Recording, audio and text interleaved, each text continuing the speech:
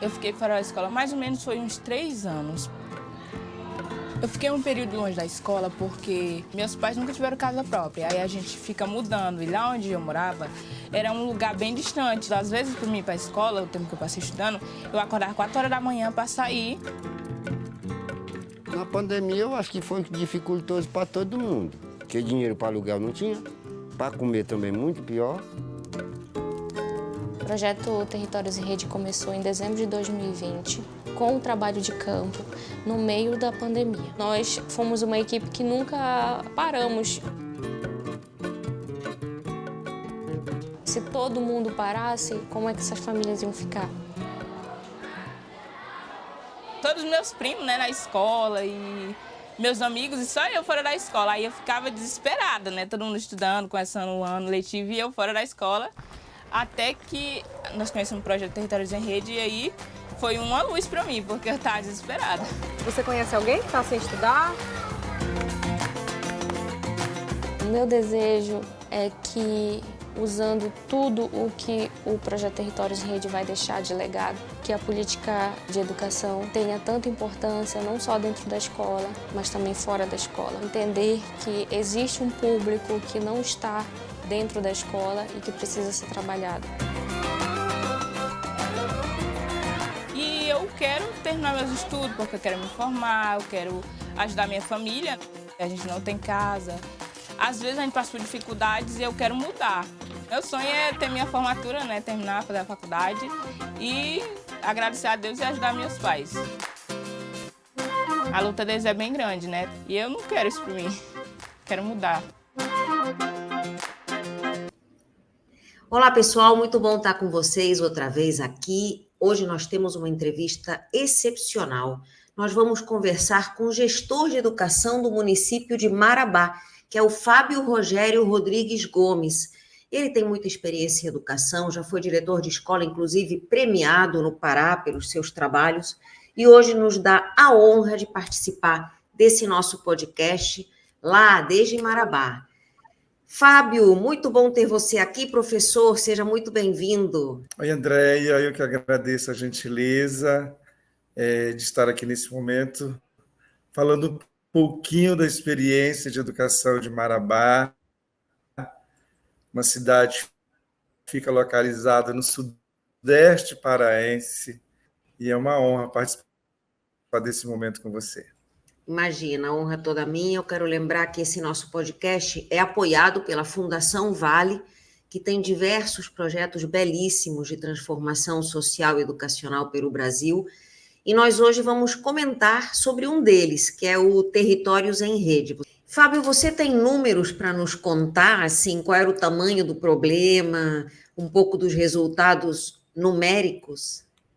Então, Andréia, nós temos relatórios, sim. Eu não estou com eles aqui em mãos, mas nós conseguimos retornar para a escola mais de 2.500 crianças que estavam em risco de evasão. Né? Para você ter ideia, no ano 2023 para 2024, nós tínhamos uma meta do selo Unicef em que nós tínhamos 800 crianças que não foram localizadas, da rede de Marabá, que não foram localizadas. Elas podiam estar em outra rede, mas também podia não estar, e nós tínhamos a meta, e assim, por influência, por inspiração do próprio Territórios em Rede, nós tínhamos até junho agora desse ano de conseguir chegar a essa meta. E nós chegamos agora, dia 20 de abril, 19, não me recordo, em que 100% das crianças apontadas pelo selo Unicef, elas já foram retomadas, encontradas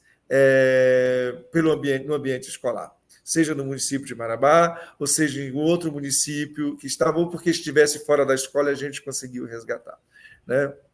Então, assim, e aí se você pensa, numa rede de 50 mil, é muito estudante. Porque se você olha 2.500 crianças e minimamente pensa em um pai e uma mãe, você tem aí 7.500 crianças, pessoas envolvidas, pessoas impactadas por essa política.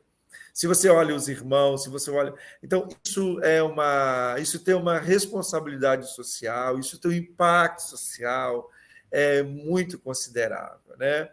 E a gente também tinha ali um mantra, um selo pedagógico, era nenhum a menos. Se nós tínhamos uma matrícula com 1.500 alunos na escola, não pode ser 1.499, tem que ser 1.500. Ou então justificar cadê esse criança que não chegou aos 1.500. Era nenhum a menos e nós não abríamos mão. Era meio que negociável. Assim, isso acho que foi fortalecendo, foi corresponsabilizando muita gente para essa missão, para essa tarefa que nós tínhamos ali, que era de fazer busca ativa e recompor aprendizagem simultaneamente. Bonito isso. E, aliás, lindo, maravilhoso, mais do que bonito. Fábio, a capacitação desses agentes que foram às casas e até também dos professores que, por sua vez, receberam de volta esses alunos, porque parece uma coisa simples. A gente vai na casa da família, conscientiza, mas, na verdade, existem técnicas para fazer isso, para não ser invasivo, enfim, para ter um diálogo respeitoso, não é simplesmente vir buscar o seu filho, né? Ou, você está tirando seu filho da escola, se não entende que isso é importante. Não é nada disso, muito pelo contrário. Então, como é que foi essa capacitação e qual foi esse discurso que vocês utilizaram? Perfeito, André. De fato, é desafiador mesmo, não é tão simples. O programa, ele havia um time meio que multidisciplinar. Então, tinha assistentes sociais, tinha psicólogos, havia pedagogos. Então, para pensar numa abordagem em que a família se sentisse acolhida, né, em que a família, de alguma forma, ela não distanciasse, porque havia ali também, de certa medida, um descumprimento de um dever que era de assegurar essa criança na escola. Então, lógico que isso não era porque não quero manter o meu filho na escola. Havia ali inúmeras razões para isso. Mas havia um direito ali sendo violado, que era o direito à educação. Então, primeiro é tomar consciência disso, sabe? É dizer da importância que a escola tinha, inclusive naquele momento. E os professores também, do outro lado, os professores estavam em regência de sala, a gente tentou apoiá-los também com rodas de conversas, né, com psicólogos, com assistentes sociais, para que eles também pudessem dispor de condições socioemocionais de receber esses estudantes que estavam extremamente fragilizados. Então, isso exigia um olhar mais cuidadoso e mais holístico, não somente para o estudante, mas também para os profissionais da escola que estavam recebendo esses estudantes, que precisavam se sentir seguros para acolhê-los, que precisavam ter uma abordagem em que pudesse assegurar a aprendizagem, né, que pudesse, de alguma forma, tornar aquele ambiente mais seguro e mais confortável para ambos. Então, essa abordagem foi se dando com esses profissionais, com esses multiprofissionais, né, com dinâmicas, com diálogos, com formações, na tentativa de fortalecer o profissional que recebia o estudante, mas também de criar uma consciência de que esse estudante precisaria estar na escola, olhando, inclusive, mirando lá na frente, né? Interessante falando, e aí eu lembro que nós criamos selos pedagógicos para grandes eventos, né? Por exemplo, eu lembro que a Semana da Pátria do ano 2021, 2022, na verdade, ela foi inspirada na música do Lulu Santos, né? Em que a gente via a vida melhor no futuro. Então, nós trouxemos isso para todas as atividades pedagógicas sociais que a escola tinha, né? Com medida de potencializar, de sair daquela condição cinzenta, triste em que todos nós estávamos acometidos. né? Buscando o ideal, né? Como diz o Cazuza, a gente precisava de crer em algo, a gente precisava ter uma ideologia ali para que a gente pudesse nos assegurar e seguir em frente. E a gente, de alguma forma, né, eu acho que a gente foi bem sucedido em fazer isso, em partir para esse enfrentamento, olhando as pessoas que estavam envolvidas nesse processo, estudantes, diretores. Uma estratégia também muito positiva e produtiva foi assim, a manutenção de um diálogo assim, permanente com as escolas. Né?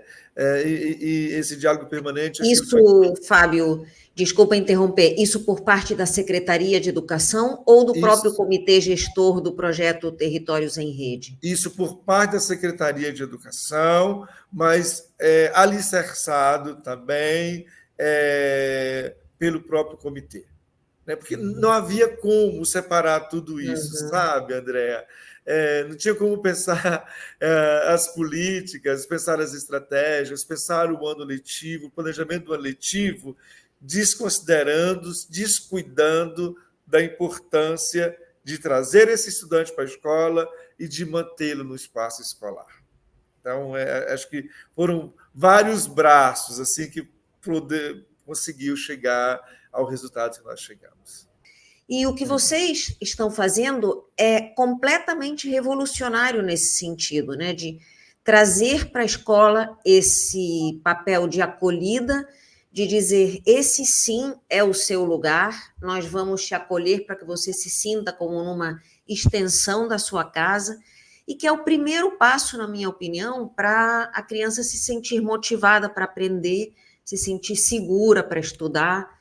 É fantástico. E eu queria te perguntar, Fábio, sobre a relação com as famílias, quando vocês chegavam lá nas casas, ou chegam ainda, e qual é a reação desses familiares? Então, André, você falou uma coisa, antes de responder a sua pergunta, que é bem, né, bem instigante nesse aspecto, mas, assim, para você... acho que a gente vira a chave, porque a pandemia, imagine só que muitos nossos estudantes que moravam com seus avós, né, os perderam, os tios. Então havia ali uma necessidade muito, muito real, muito importante de acolher. Né? Então, o acolhimento era tão importante naquele momento como uma garantia de aprendizagem. Porque se esse estudante não se sentisse minimamente acolhido pela escola, a aprendizagem também teria mais dificuldade de se sustentar, de acontecer. Então, o acolhimento ele foi assim imprescindível e de alguma forma, de alguma medida, eu acho que nos ensinou muito também, né? De trazer essa escola com mais humanidade, que tenha condições de receber, de acolher, para que o sujeito possa se sentir partícipe dessa instituição, né? Que é tão desafiadora que é a escola. A relação com as famílias, ela também foi potencializada, porque essa família precisava desse aporte pedagógico, digamos assim, emocional, para poder entender a importância e a necessidade de manter o estudante na escola. Né? Porque na pandemia, de alguma forma, a gente, entre ir para a escola e trabalhar, as famílias optaram em trabalhar, né? De trazer esses estudantes também para ajudá-los no sustento da casa, da família. Então, ter esse contato com a família, estabelecer essa relação com a família, além de gerar um vínculo de afetividade, eu acho que fortalece também o papel da escola para a família, que muitas vezes é uma instituição que é distante, que não olha, que não entende. Então, acho que a Secretaria de Educação e as unidades escolares tiveram aí uma oportunidade de potencializar, de fortalecer esse vínculo, de estender uma mão e dizer assim, estamos juntos.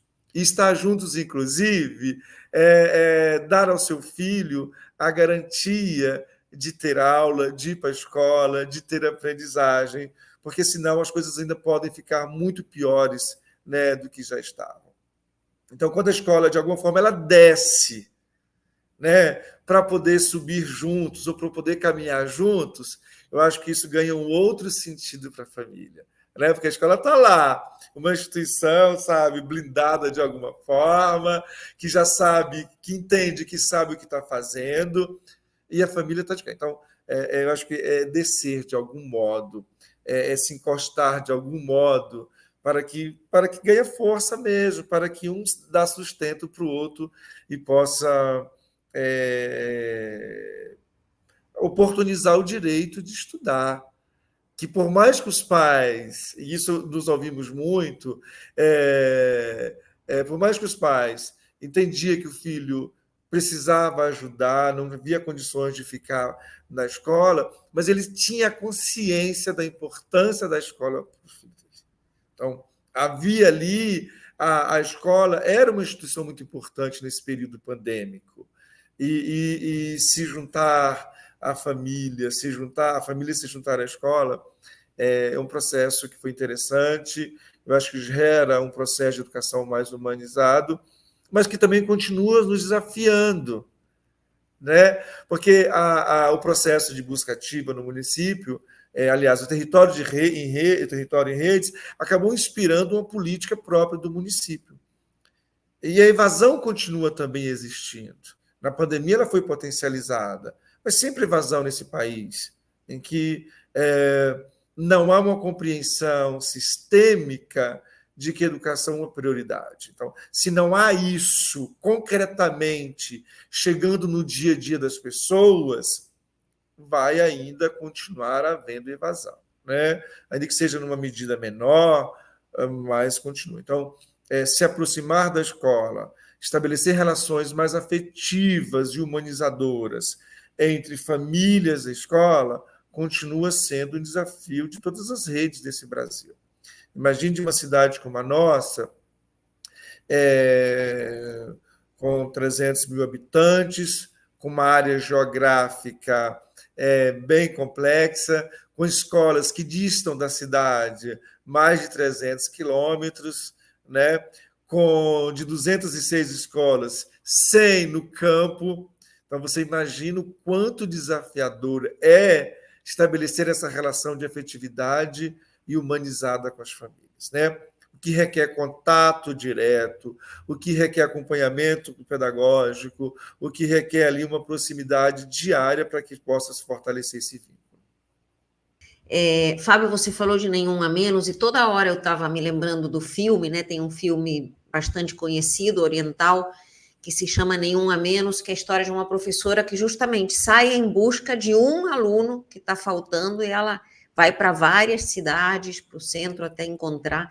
É um filme também muito emocionante e que na época que eu assisti me fez muito pensar nessa realidade brasileira, do quanto a gente ainda estava longe, e em muitos lugares ainda está, dessa aproximação, né? Nós não podemos considerar a evasão como algo natural, como algo que o aluno teve que abandonar, são muitas razões, a gente não pode lidar com isso naturalizando esse problema, muito pelo contrário. A gente falou de números, né? Números impressionantes, comoventes, mas detrás dos números sempre tem as pessoas, e você deve ter acompanhado casos bem emocionantes, bem impactantes de superação, de transformação de famílias, de pessoas. Você tem algum para compartilhar com a gente, algum em especial?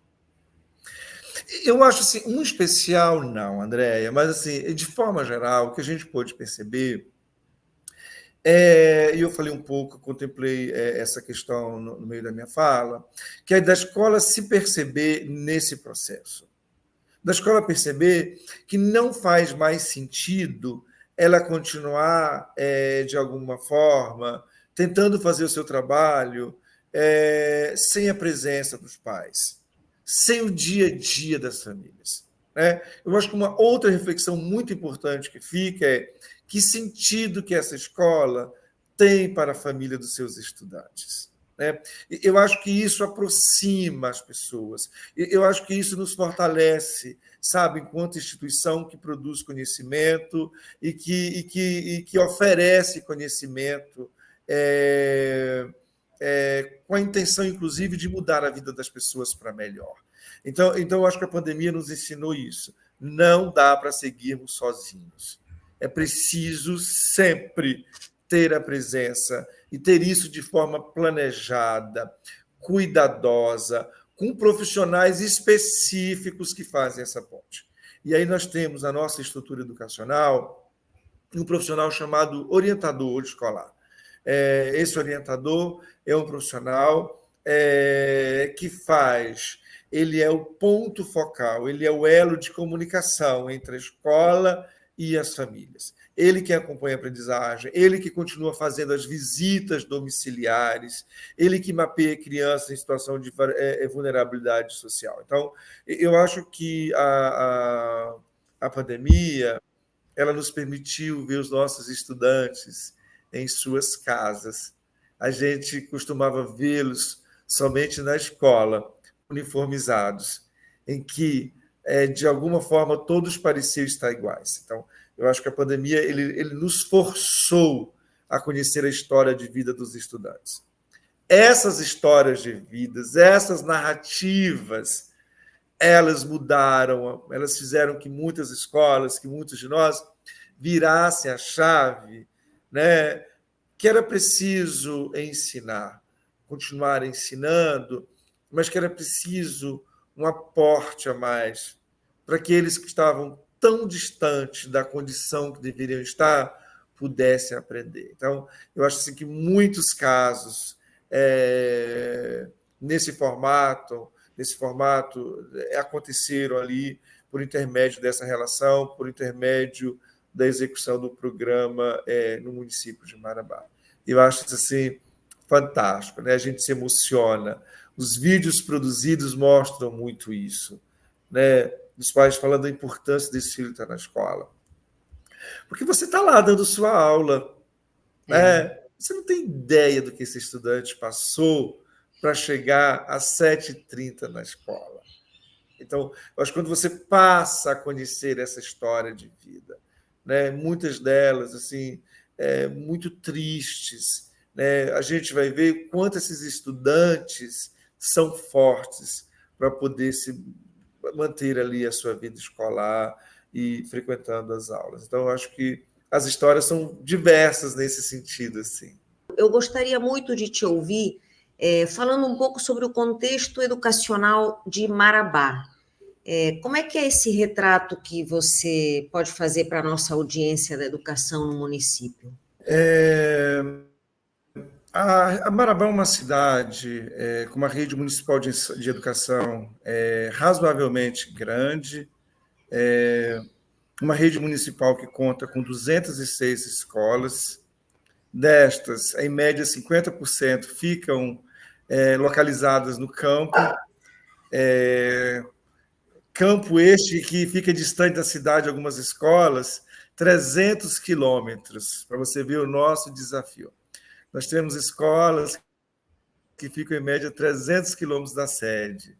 Então, é uma geografia complexa que fez o município compreender que é preciso ter em sua política também uma proposta que pense o sujeito do campo, o estudante que está no campo.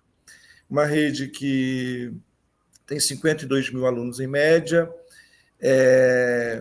com uma efervescência cultural, uma cidade que é polieconômico na região sudeste paraense, onde ela atua na condição de polo, de micro-região, inclusive, mas uma cidade em franca expansão, e que o projeto de educação precisa, de alguma forma, acompanhar esse desenvolvimento e também fazer um movimento de apoiar, de crescer juntos, né? de levar insumos para o fortalecimento do desenvolvimento da cidade.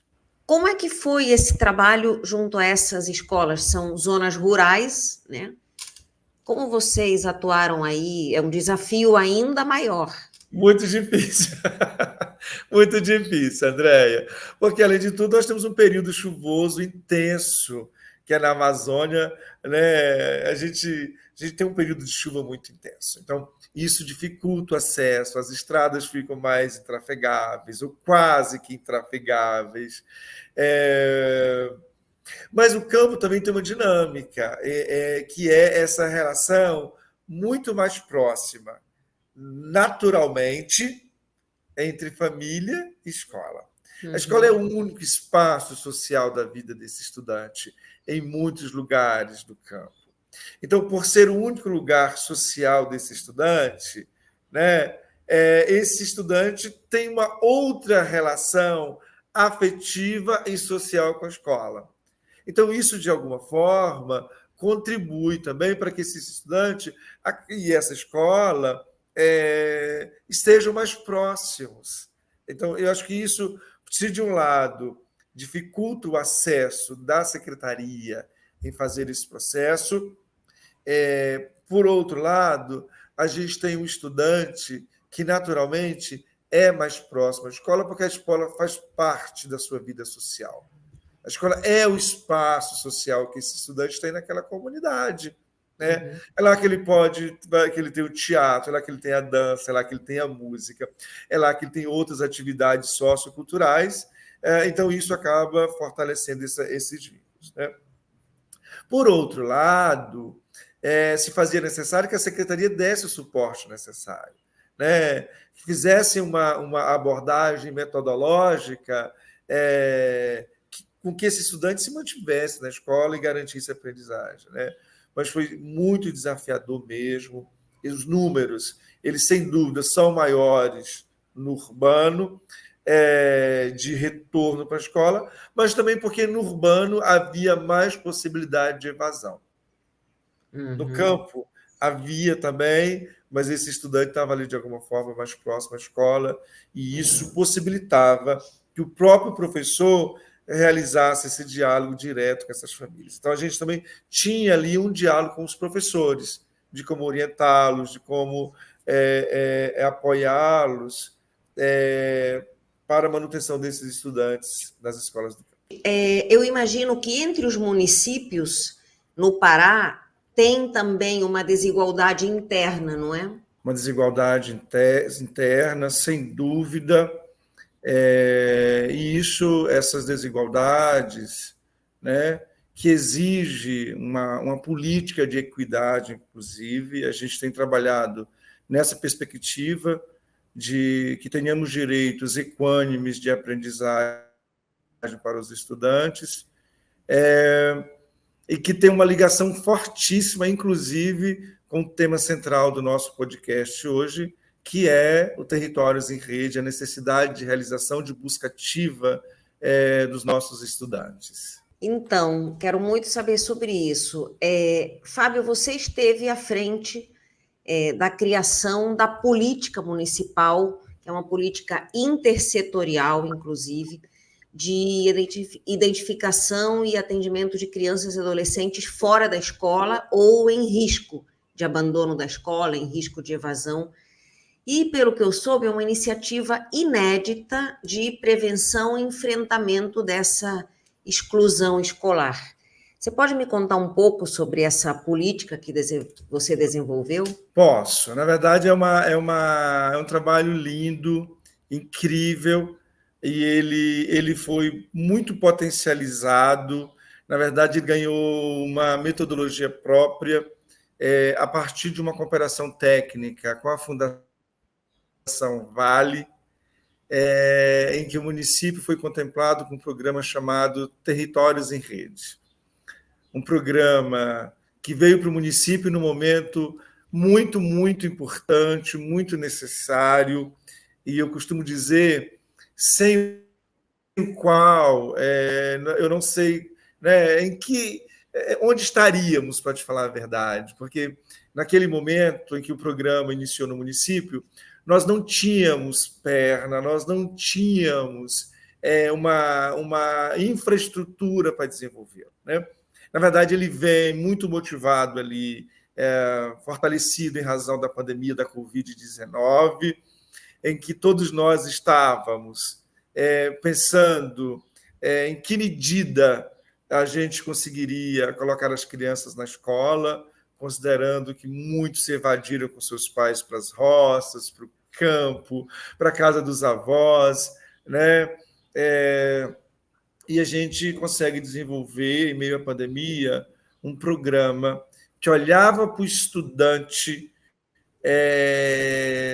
ali diretamente, sem intermediação, fazendo um contato direto, in loco, à residência, e isso foi muito importante para que a gente pudesse pensar e assegurar o direito à escola e o direito à aprendizagem para os estudantes. Um projeto que olhava para toda a rede de ensino, com crianças de 4 anos, a partir de 4 anos de idade, sobretudo aqueles que mais precisam da gente, aqueles que mais precisavam, que eram estudantes que estavam em situação de vulnerabilidade social, e por esta condição ele acaba sendo obrigado, ele acaba sendo induzido, levado a sair da escola por uma questão de sobrevivência. Então, retornar essas crianças para a escola foi assim algo que mudou a vida das pessoas e inspirou outras políticas do município de Marabá. E foi interessante, porque a gente começou a movimentar a rede mesmo, sabe? Era novo, a gente não sabia muito ao certo como fazer, e aí o programa previa ligações diretas, telefônicas. Quando não conseguia ir, a gente iria, o parceiro iria diretamente na casa do estudante, conversava com essa família. E interessante também, porque havia uma rede de apoio. Não era só devolver a criança para a escola, mas era, de alguma medida, pensar alternativas, pensar estratégias que mantivesse de forma bem-sucedida esta criança na escola. Então, isso também passa a cruzar essa política de intersetorialidade, em que a gente olha para o sujeito de alguma forma mais integral, olhando aspectos sociais, aspectos de saúde e, claro, com educação, que era ali quem estava movimentando essa intersetorialidade. Fábio, isso começou na pandemia, durante a pandemia, ou foi naquele momento em que as escolas estavam se preparando para retomar as aulas?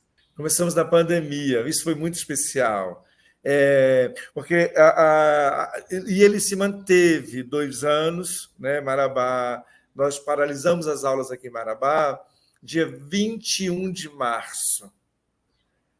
Então, e voltamos presencialmente em setembro. Então, nós ficamos de março a agosto com aulas remotas. Então, o programa já começou a atuar, mais ou menos se organizar por ali. Quando a gente volta, o programa também começa a chegar no município, e aí a gente dá um passo muito mais firme, muito mais fortalecido da importância de trazer essa criança para a escola, esse estudante para a escola, né? Abre ali também uma necessidade de trabalhar a recomposição de aprendizagem. Então, a vinda desse estudante, ela movimenta outras políticas dentro da Secretaria de Educação, inclusive a de fortalecimento da aprendizagem, de recompor a aprendizagem desse estudante que estava fora.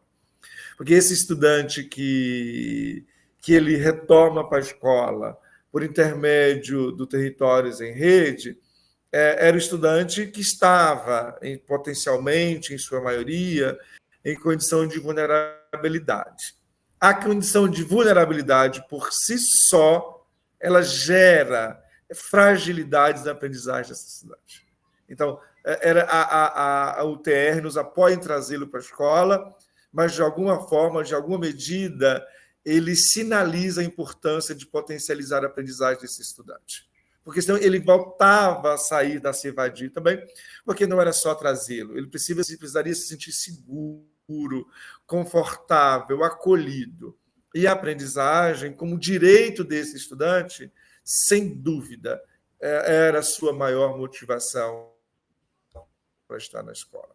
Então, assim, foi muito especial cruzar o retorno desse estudante, assegurar a aprendizagem, ou pelo menos buscar uma aprendizagem de forma mais equânime com todos os demais, e mantê-lo na escola. Né? Isso, então, foi muito importante e serviu de inspiração para outras redes do Brasil afora, inclusive para o próprio Ministério da Educação, que convidou o município para apresentar essa proposta de busca ativa escolar, nessa perspectiva de intersetorial mesmo, que está sendo fortalecida agora dentro do Ministério da Educação, e naquele momento da pandemia ainda não tinha ainda isso, né, muito fortalecido ali, enquanto política que pudesse chegar a todos os municípios desse Brasil afora. Fantástico, fantástico. Dá um entusiasmo ouvir você falando, Fábio. E eu queria te perguntar mais detalhes assim do processo, até para a nossa audiência conhecer quando você fala em busca ativa. Então, o que eu estou imaginando? Tudo começa com um bom sistema para você detectar que faltam alunos, um excelente controle de presença para você ter um registro, quem é que está ameaçado de não voltar, quem é que simplesmente não voltou. E aí, o que se faz exatamente? Vai na casa da família? Como é que funciona isso na prática? É o professor? É um outro agente? Certo, Okay. A gente retoma como parâmetro a matrícula inicial da rede, certo? E estabelece um quantitativo de faltas mínimas, que se esse estudante não estivesse com aquele quantitativo de faltas, ele estaria em condição, na iminência de evasão. Então, a gente mapeia estudantes com 7 faltas quinzenais, que durante a quinzena ele teve, no mínimo, 7 faltas. Ainda que fossem faltas alternadas. Então, a gente mapeia esses estudantes, juntamente com os diretores, com uma atualização que acontecia entre quinzenal e mensal, e no sistema do Territórios em Rede, por meio de uma planilha, a gente formava esses estudantes mapeados ao território, que de posse de um sistema, né, que cruza ali naturalmente programas sociais, em que essas famílias também tinham, eles eram identificados, eram crianças que eram beneficiados com programas sociais, e o programa previa em Marabá, naquele momento, 10 agentes, né, incluídos assistentes sociais, pedagogos, que, de posse desses dados, faria uma busca, uma visita in loco à casa desse estudante. Olha que fantástico. Você tem uma equipe de profissionais diretamente até a casa desse estudante, né? Saber as razões pelas quais ele estava faltando à escola. Então, ali a gente tinha, né, além de histórias de vidas que nos emociona, a gente conhecia também a história desse sujeito, da família desse sujeito. Quem era esse sujeito que deixou de vir à escola? Por que razão ele deixou de vir à escola? Porque, às vezes, no nosso imaginário, a gente acha que o estudante deixou de vir à escola porque ele não quer estudar, e a gente descobriu que estava longe de não querer estudar. Ele era obrigado a ter que faltar, porque tinha que ajudar os pais em atividades, né, que pudesse compor um pouco o orçamento da família, ou ficar em casa fazendo atividades, ajudando os irmãos mais novos, porque os pais, os avós, as mães solteiras, solos, precisavam sair para poder trabalharem. E aí a gente tem a oportunidade também de mobilizar outros sujeitos que olham para esse estudante no seu aspecto social, né, no âmbito da saúde e, lógico, estabelecendo essa interface com a educação. E aí que gera um ponto central dessa discussão, que é o aspecto intersetorial, que, do ponto de vista da política da intersetorialidade, fica muito mais difícil você só olhar o sujeito somente o seu aspecto pedagógico, cognitivo, porque ele tem outras necessidades que, se a rede não possibilitar, não oportunizar, esse estudante continua sendo um candidato à evasão.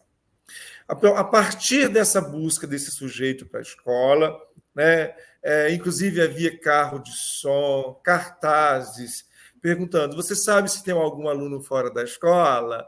Se souber, nos informe por meio do número. E havia um telefone que essas informações chegavam. E, a partir dali, o programa cruzava, né, a Secretaria de Assistência Social, com mais Conselho da Criança e do Adolescente, com mais Estação do Conhecimento, com mais Secretaria de Cultura, Esporte, Lazer, porque também teve um papel importante nesse processo. Então, abria-se outras possibilidades, outros direitos que a gente não consegue olhar somente pela janela da educação, mas que esses direitos são assim, importantíssimos para manter esse estudante na sua vida escolar, né? Assegurar que esse estudante tem direito à manutenção da vida escolar. A partir daí, esse estudante ele ficava sendo, de alguma forma, acompanhado, né? Tanto pelo programa como pela escola. A unidade escolar tinha um olhar mais específico, mais acolhedor para esse estudante, né? O que gerou, inclusive, uma maior aproximação das famílias e da escola, né, para poder cuidar desses estudantes. A escola, de alguma forma, ela fortaleceu, ela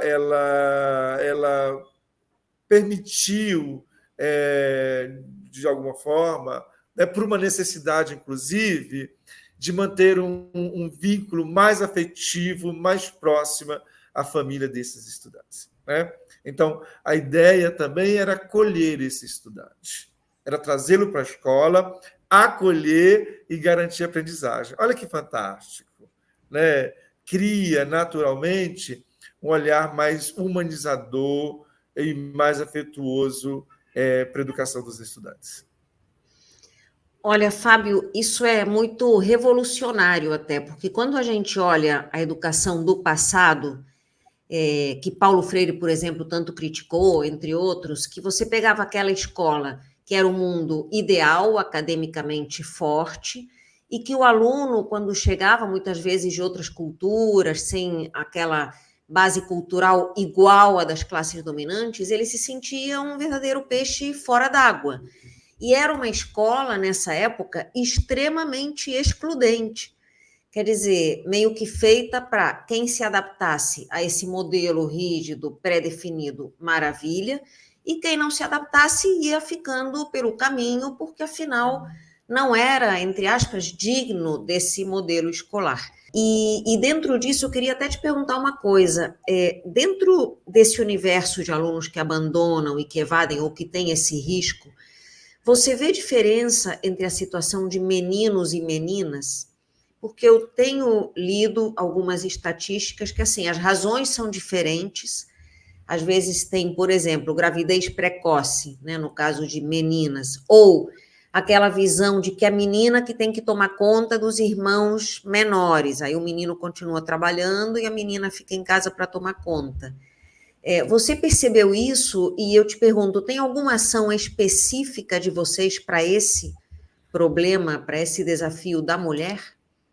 Perfeito. Eu acho que você hoje me provocou com um olhar que eu não confesso para você que nós não buscamos esse olhar, se o quantitativo de estudantes, né, se o gênero aí ele determinava quem estava evadindo da escola, né? Eu acho que fica uma reflexão bem importante, embora a gente tenha uma política que olha para a questão da equidade de gênero no município, nós temos projetos que olham para essa equidade de gênero, envolvendo o Ministério Público, uma rede grande, né? Conselho da Mulher, mas eu confesso para você que nós não nos atentamos em olhar em que medida os meninos, né, eles tinham mais possibilidade de evasão ou de que as meninas tinham mais possibilidade de evasão. Eu acho que é algo muito importante que a gente pode olhar com carinho e com cuidado considerando, inclusive, que o município continua e precisa ser fortalecida, né, com a política de busca ativa escolar. Então, eu acho que olhar para isso pode nos trazer também informações bem pertinentes, né? Faz total sentido o que você está trazendo. Fábio, a gente falou aqui do ir à casa do aluno, buscá-lo, né, a busca ativa, falou da acolhida na escola, e agora eu quero te perguntar sobre a manutenção desse aluno, porque sempre existe o risco, né, seja ele, seja outro, mas enfim, o nosso problema social continua, às vezes a necessidade de renovação da escola continua também, então existe sempre esse risco. Como é que vocês fazem, e o Territórios em Rede também, como é que promove isso, essa manutenção do aluno na escola? Perfeito. Eu acho que aí abre uma nova política no município de Marabá, sabe, André, que era de constituir essa política intersetorial. Então, essa política ela é construída no município de Marabá, inspirada na metodologia do Territórios em Rede. Então, o município cria um núcleo chamado Núcleo de Apoio Psicopedagógico ao Estudante, e, paralelo a este núcleo, cria um programa de recomposição de aprendizagem, em que esse programa olha para a aprendizagem dos estudantes, sobretudo em língua portuguesa e matemática. Nós aplicamos avaliações diagnósticas, 4 avaliações diagnósticas no ano, para verificar como é que está o nível de aprendizagem desses estudantes. E esses estudantes, eles são apoiados por um programa de recomposição chamado Acampamento, em que a gente reorganiza os estudantes com dificuldades de aprendizagem, né, e pensamos estratégias específicas com tempo mais curto para recompor a aprendizagem dos estudantes. Isso ao longo do ano letivo. Durante o ano letivo. Seja com imersão em língua portuguesa, em leitura, situações de escrita, em situações de matemática, em que esse estudante, né, a gente reúne todos os professores e todos os componentes, em que esse estudante passa um período do bimestre com atividades, com imersão de atividades em língua portuguesa, em leitura, escrita e conhecimento matemático. E aí o núcleo faz acompanhamento de como está a aprendizagem dessas crianças na rede.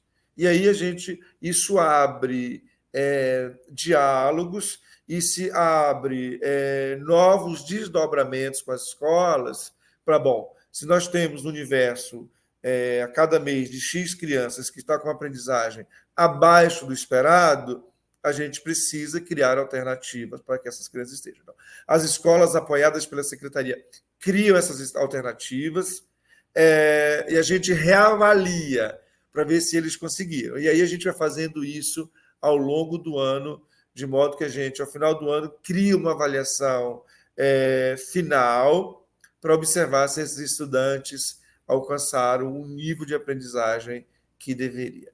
E ali o núcleo, que ele tem um papel intersetorial, fica fazendo essa ponte, fica buscando evidências e acionando a rede para que esse estudante possa continuar a sua vida escolar. O que é um desafio, a minha fala parece ser fácil, não tem nada fácil, é dificílimo, é complexo, mas é preciso ter a coragem de enfrentar e de saber que não tem uma receita pronta, bonitinha, que se fizer assim vai dar certo, e que se fizer assim não vai dar certo. Existe uma vontade de fazer, e possibilidades serão testadas, diálogos são abertos, parceiros são convidados, né? E aí a gente vai fazendo, sabe? É um desafio. Eu penso assim, André, eu acho que quem está nos assistindo todos os dias apoiado por um desejo político de dizer é preciso criar oportunidades de aprendizagem. É preciso liderar a educação ou fazer educação imaginando, pensando, oportunizando que quem está em condição de desigualdade possa se aproximar daqueles que estão numa condição mais favorecida. Eu acho que é isso, sabe? Então você vai aos poucos, cada dia tendo um passo, engajando pessoas nesse processo, porque isso é importante, e colocar isso ali à nossa frente, né? Então, colocar a aprendizagem, primeiro, colocar o estudante como centro de todas essas políticas. Colocar a aprendizagem do estudante como nosso mantra, como a maior necessidade que a gente tem enquanto gestor de educação. E trazer esse debate mesmo, dizer para os professores, a aprendizagem do estudante é responsabilidade de todos nós. O estudante que está em condição de desigualdade, ele tem o mesmo direito de aprendizagem do que o que não está. E ele precisa, não sei se ainda mais, mas ele é o sujeito que necessita do nosso apoio para ele poder sair dessa condição. E não fortalecer uma narrativa equivocada que diz que ele não aprende porque ele está em situação de vulnerabilidade. É um contradiscurso. Ele precisa aprender para sair da condição de vulnerabilidade. Então, pensar dessa forma, pensar por esse viés, eu acho que nos encoraja a mobilizar pessoas, a pensar políticas que possam melhorar e manter os estudantes na escola.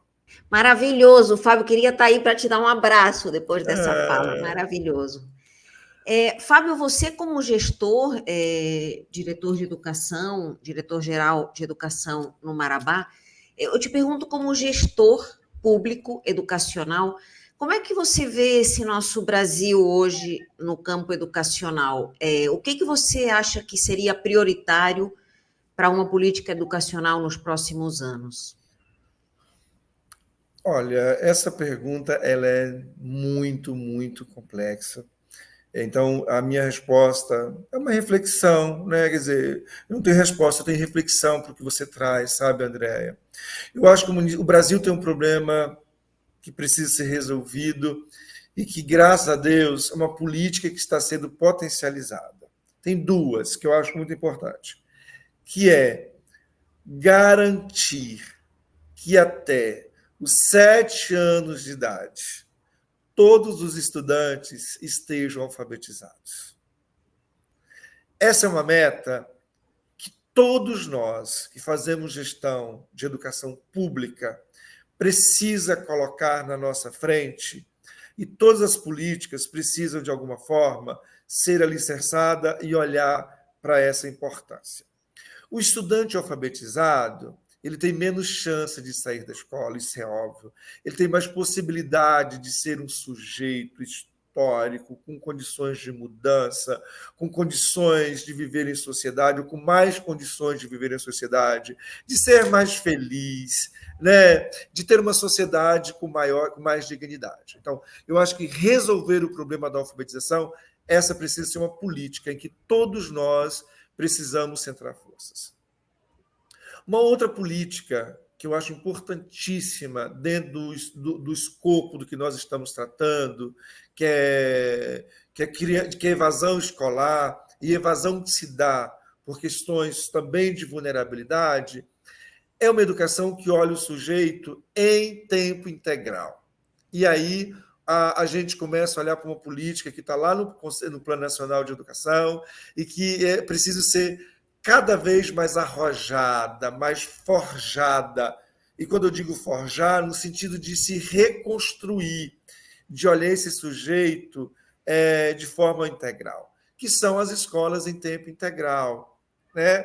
E quando eu digo forjar, eu faço questão de explicar isso, que assim, nos fortalecer para ter uma concepção de que uma escola em tempo integral não é uma escola de modelo europeu, em que ela precisa ter com piscina, sabe? Aquela mega estrutura, que você tem uma na cidade, e que ela não consegue atender todo o estudante.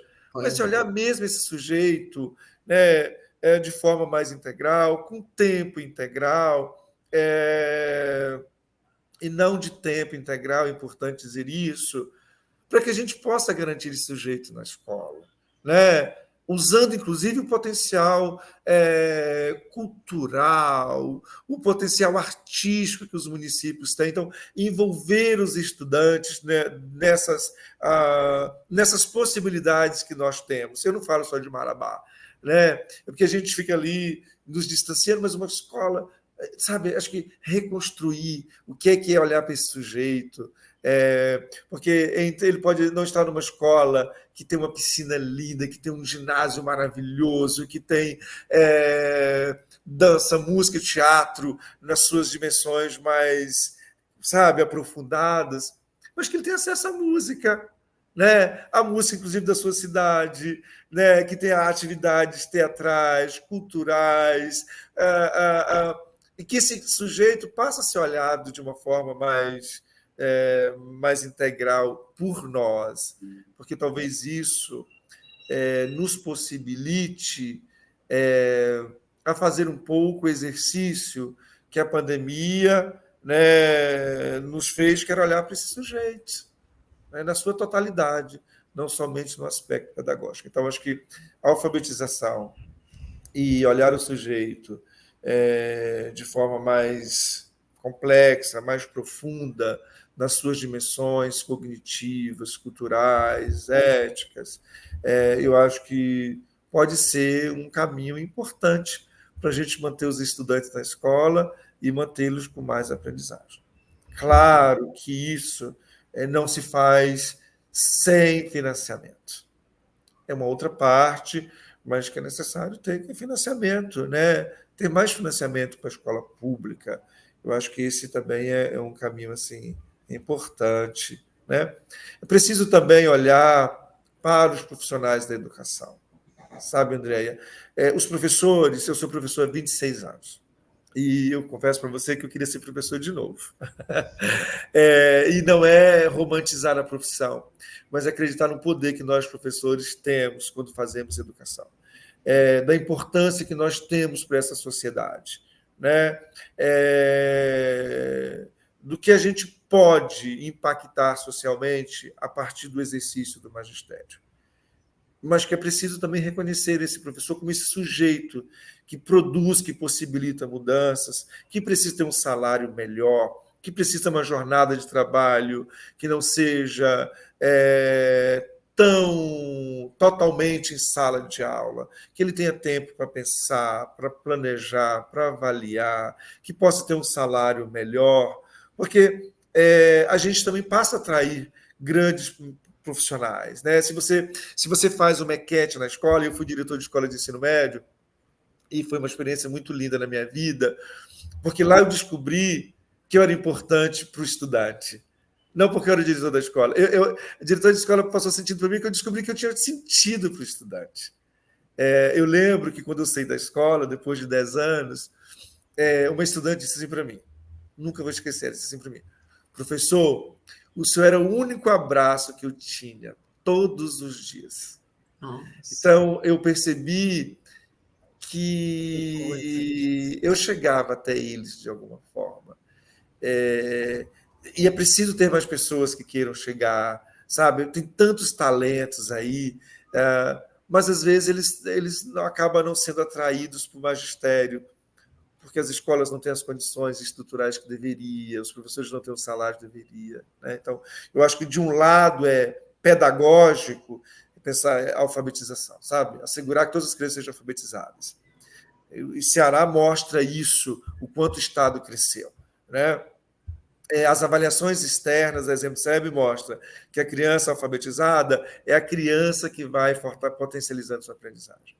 Olhar o sujeito de forma integral, da importância das escolas em tempo integral, e, por outro lado, olhar para o profissional, o professor, que quem provoca tudo isso no dia a dia é ele, sabe? Se no âmbito do estudante, ali na escola, nós temos o estudante como um centro do nosso trabalho, de um outro lado nós temos o professor como sujeito que mobiliza isso, que gira essas chaves e cria possibilidade de mudanças na vida de muita gente por meio da educação. Muito bom, já temos um programa, uma política educacional maravilhosa para implementar. Muito bom, Fábio. Roteiro perfeito. E, para terminar, você até falou do financiamento, enfim, do necessário investimento na escola pública. Queria que você me falasse de como você sentiu essa parceria escola e Fundação Vale, né, essas parcerias público-privadas que a gente vê, felizmente, tanto acontecendo pelo Brasil. Como é que você sentiu isso? Que lição, que experiência você deixaria para outros gestores educacionais a respeito disso? Bom, eu vou dizer uma coisa que eu acho interessante, que assim, tem duas coisas que eu digo assim. Nós não conseguiríamos ter tido o sucesso que nós tivemos se não fosse com o apoio da Fundação Vale. É preciso dizer isso com humildade, com respeito, que deixou um legado, que inspirou uma nova política para o município de Marabá. Então, Territórios em Rede, mediado ali pela Fundação Vale, foi uma parceria público-privado que fez total sentido, porque ela chegou até o estudante. A segunda lição de tudo isso, Andréia, e eu estou cada vez mais convencido, que a gente até faz educação sozinho, enquanto profissionais da educação, enquanto estrutura pública, mas é muito mais difícil. Eu acho que uma lição é entender que o caminho pode ser não mais fácil, mas que a gente pode ter alcances maiores se a gente estabelece essas parcerias que têm foco, sobretudo, no estudante e na educação, que isso chega até o estudante. Eu acho que quando essa parceria ela acontece, sabe? Quando ela faz sentido ao município ganha, né? O município de Marabá, além de ter uma parceria com a Fundação Vale, é um município de área de influência da Vale, a gente tem outros programas, a gente tem uma parceria também muito forte com a Fundação Lema, com o Instituto Gesto, porque a gente entende que se a gente tem pessoas no Brasil afora olhando esse país, né, ali por vários ângulos, para compreender o que é mais produtivo para assegurar a aprendizagem, isso é importante ter essas parcerias no município. Agora, elas precisam ter o estudante como foco. Se elas não têm o estudante como centro, como objeto maior dessa parceria, talvez elas não tenham ali a força e o sentido e a importância que poderia ter. Mas eu estou convencido que fazer educação com parcerias, a gente pode, sem dúvida, ter alcances maiores, né, e chegar a alguns lugares, talvez sozinho, nós somente não chegaríamos. Eu agradeço muito à Fundação Vale por ter me dado a oportunidade de te conhecer e ver o belíssimo trabalho que o Territórios em Rede faz, não só aí em Marabá, como em vários outros municípios do país. E estava te falando que, se você vier ao Rio de Janeiro, um dia desses, eu quero muito te entrevistar pessoalmente, porque esse nosso papo não termina. Muito obrigado, André. Foi maravilhoso falar um pouco da nossa experiência. Você é incrível, encantadora.